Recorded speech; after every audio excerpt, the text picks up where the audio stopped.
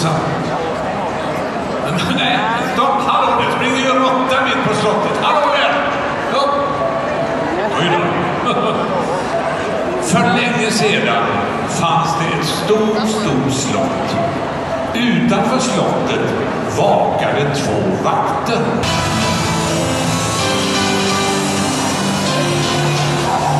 En av vakterna vaktade dagarna i ända genom att marschera fram och tillbaka, fram och tillbaka.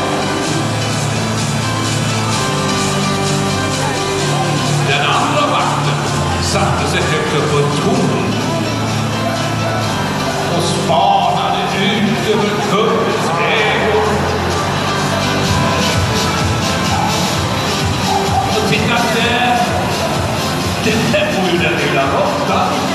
Han hjälper också till att vakta utanför slottet. Och han gick fram och tillbaka, fram och tillbaka. Inne i slottet bodde en ensam kung. Kungen var väldigt slarvig. Han slängde sina kläder på golvet och han gjorde ingenting själv. Och därför hade han aldrig hittat en drottning som var beredd på att ställa upp och som kunde ge honom ett efterlängtat litet barn.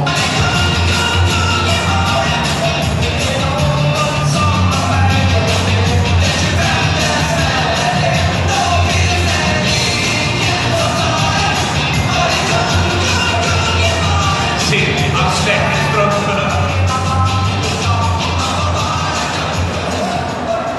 Kungen hade flera pigor som hade fullt upp med att hålla ordning på den slarvige kungen. Han gjorde ju ingenting själv.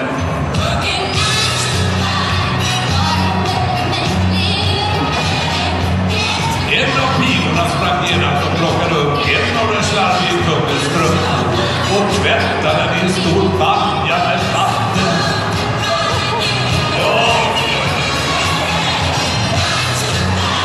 Och när hon hade tvättat ordentligt så hängde hon upp den på tork. Oj, vilket hår! Har ni sett? Åh, vilket hår hon har! Och titta där! Där kommer den lilla råttan med kungens andra strumpa. Han plockade till att tvätta.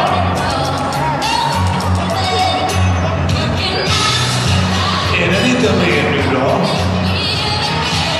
Men räcker det inte så? Jo, jag tror den är ren. Jag hänger upp den på ett torg.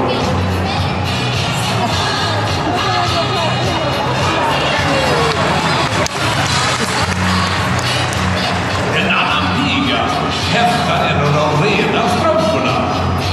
Nu ska strumpan strykas så att kungen kan använda dem igen.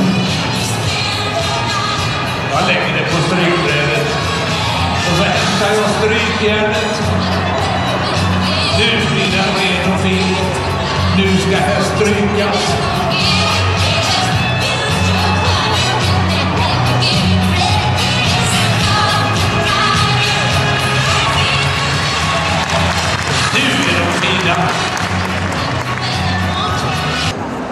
Varje dag gick den ensamma kungen ut på slottsbacken och spanade ut över sina ägor.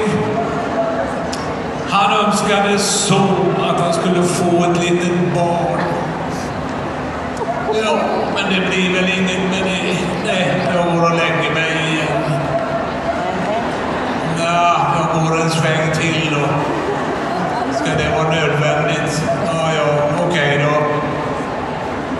Men en dag gick hans önskan i uppfyllelse. Titta där vad som kommer! Där kommer det ju en stork och i näbben har han en liten fin prinsessa.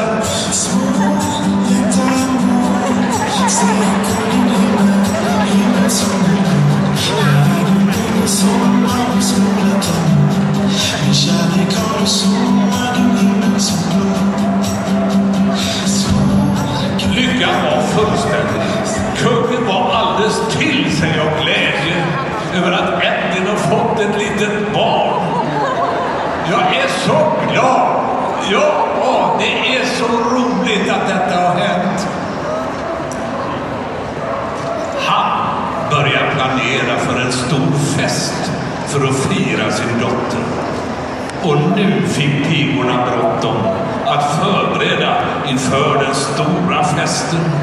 Nu skulle bordet dukas och maten skulle lagas. Ja, nu var det full fart.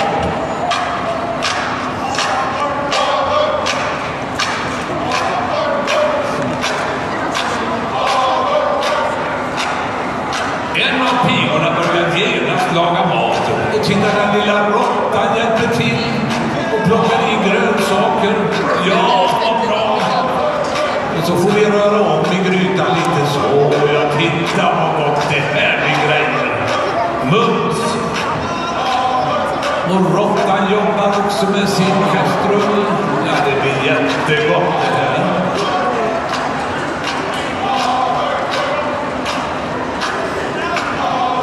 Nu var maten klar. Titta, nu tar de söta pigorna fram det allra vackraste porslinet och dukar. Åh, vad fint det ska bli. Lite silverbestick får vi nog ha också. Ja, just det.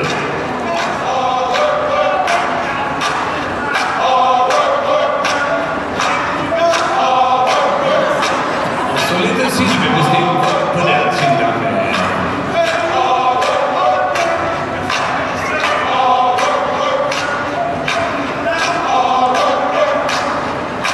Och titta, den lilla råttan hjälper till att duka.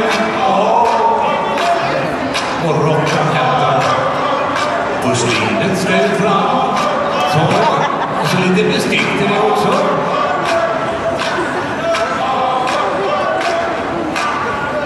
Så det blir jättefint. Men nu får jag nog stänga dörren till skåpet också. Ja, just det. Så var det dukat och klart.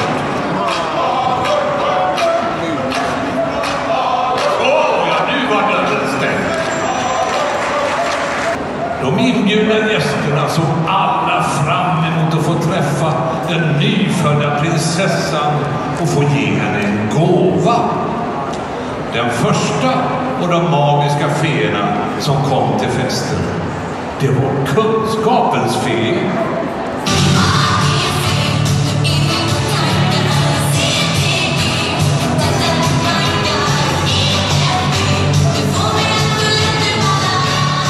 Kunskapens fe hade med sig en fin bok som hon gav till prinsessan. Så bygade hon och var jätteglad. Nu skulle prinsessan kunna läsa och lära sig massor. Hon var så glad. Nästa fe som kom till slottet, det var känslornas fe. Hon hade alltid så bråttom och kom inrusande till festen med en stor väska.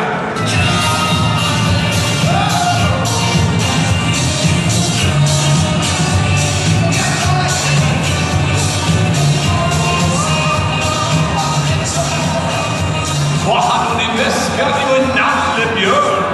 Åh, vad mysigt. Den fick prinsessan och hon blev så glad över sin nalle. Nu hade hon något att gosa med. Åh, vad mysigt. Åh, vad roligt. Ja, jag lägger den i min korg. Men titta här. Titta vem som kommer nu.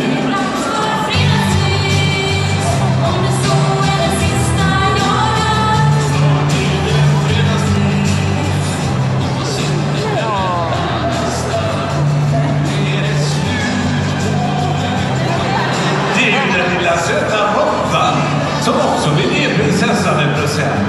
Och råttan hade med sig ostbågar. Åh, vad mysigt. Den ska jag lägga i korgen. Så var det dags för godhetens fe att göra entré i slottet.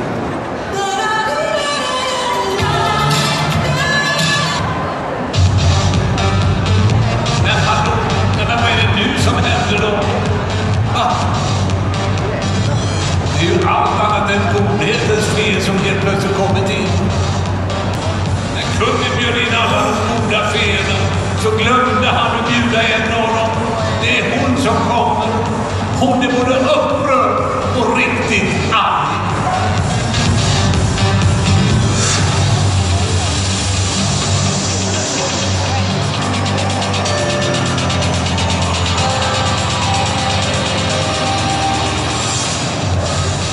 bortglömda fel gick fram till kungen och skrek: jag har också kommit för att ge prinsessan en gåva.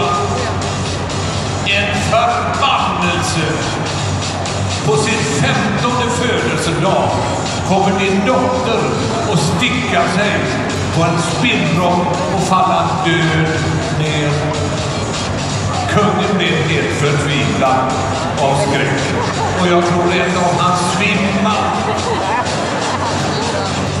Och den onda fen försvann lika plötsligt som hon kommit.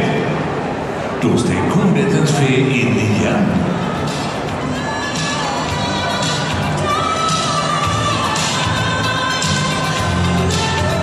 Och hon sa nej, nej. Hon skakade på huvudet. Nej, nej, nej, nej, nej. Jag kan inte hindra förbannelsen. Men eftersom jag inte har gett min gåva än, så kan jag mildra den. Er dotter kommer inte att dö när hon sticker sig i tassen eller fingret eller vad det blir. Istället kommer hon att sova tungt i minst 100 år.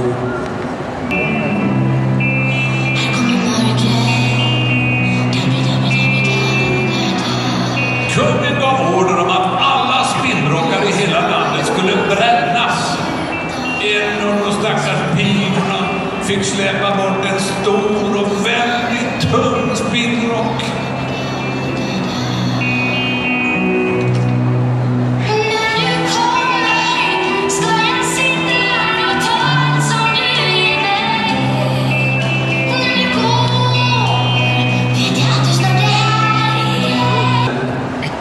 På prinsessans 15:e födelsedag blev kungen bortbjuden till en annan kunglig kollega. Innan han gick hemifrån ville han prata med prinsessan, och han sa förmanande till sin dotter: hitta nu inte på några dumheter, prata inte med främlingar och gå inte utanför slottet. Så fort kungen hade gått iväg glömde prinsessan hans förmanande ord, och snart roade hon sig med att utforska slottet. Det här blir kul!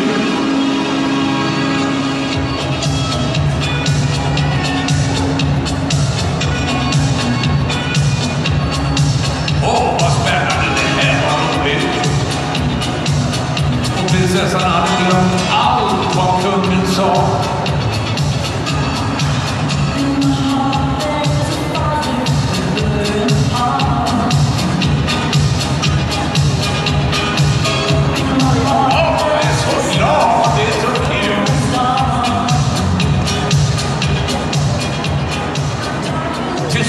Hittade prinsessan ett litet rum.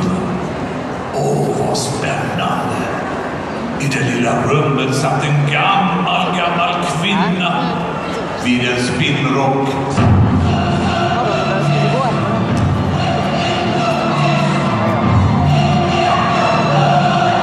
Den gamla gumman började prata med prinsessan.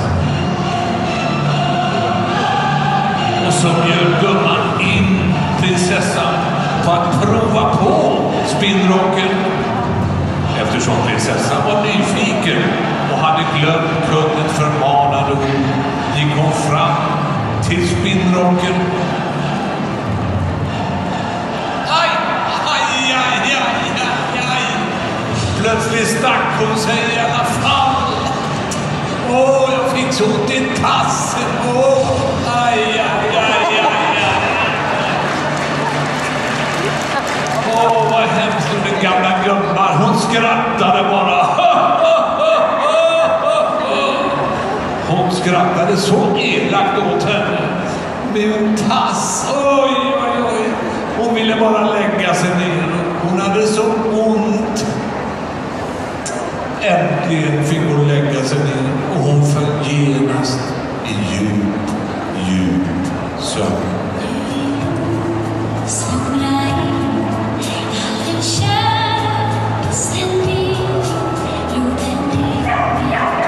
Kungen kom precis hem och började gäspa.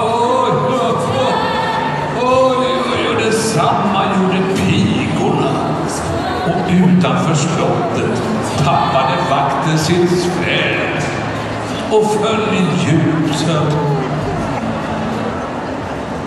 Med tiden kom det prinsar från både när och fjärran till slottet. Med risk för sitt liv skulle han försöka såga sig genom häcken.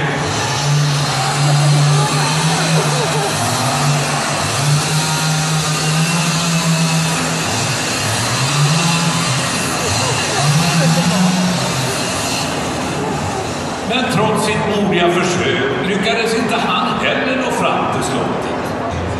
En dag kom plötsligt ytterligare en stilig ung prins på stigen nära slottet. Prinsen hade en så stark längtan efter att få se Törnrosa.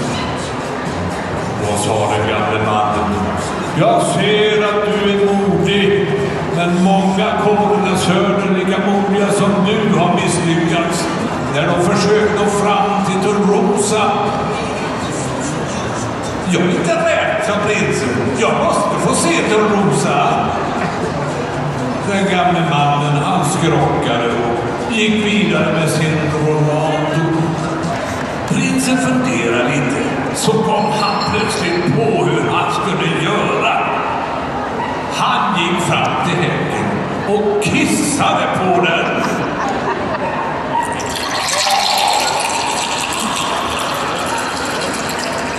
Titta, det fungerar ju. Häcken vissnade och dog. Och då kunde ju prinsen gå rakt in i det sovande slottet.